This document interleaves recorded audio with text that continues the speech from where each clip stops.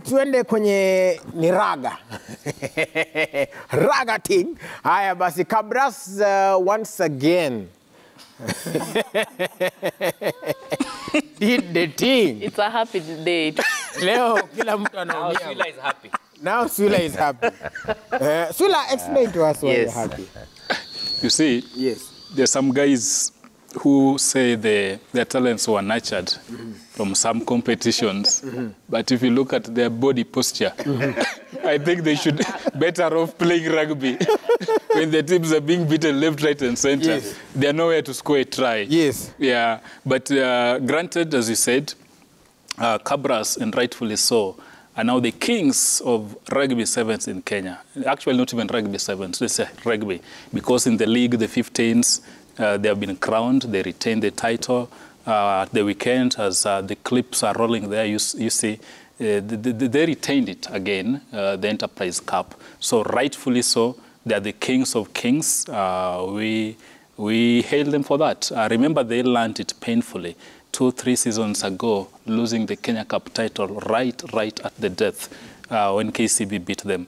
But I must hail their mental strength, endurance, good tactical plans. The locks did their part well.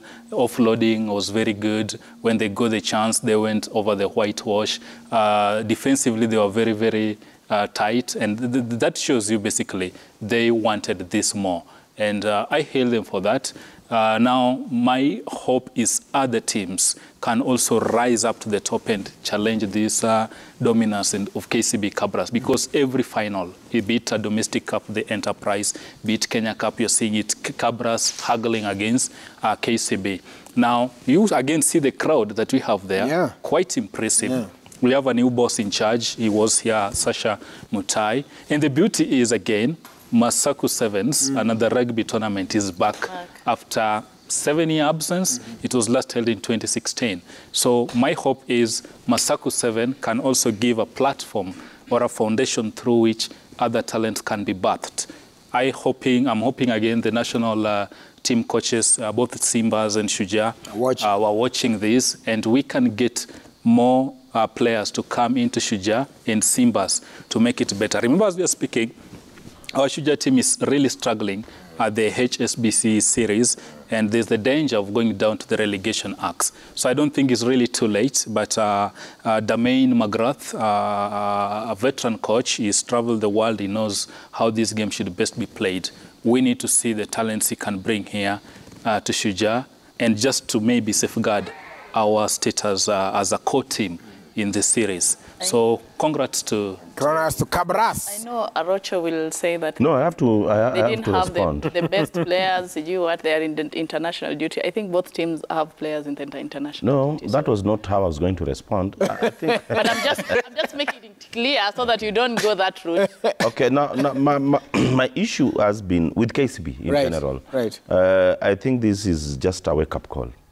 I've been talking much about the KCB football team, but I think this will be this comment will be general. I think the sports department needs to do something. We have a policy currently at KCB Football Club which is killing the team. I have to say it because if I don't say it, things will not work.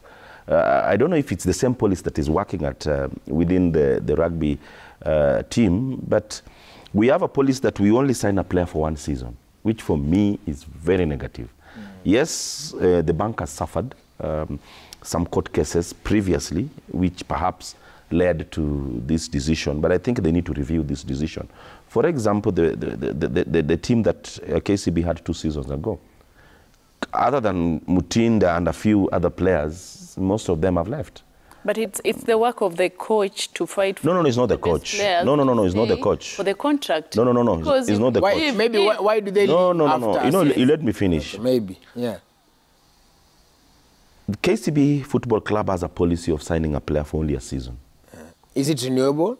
Yes, it's renewable. But when you pick a player, football cannot be played that way. Football, you must have at least 2-3 seasons for continuity and consistency. out of rugby.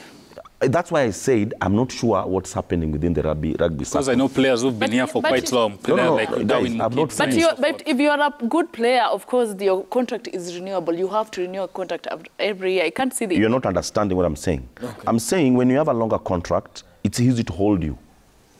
When you have a short contract, by the time that contract ends, another team has already picked you or has already given you a pre-contract. That one happens in soccer. That's why I've said initially, I made a disclaimer when I said I don't know exactly what's happening within the rugby, KCB rugby team. But within the football team, it's harming the team.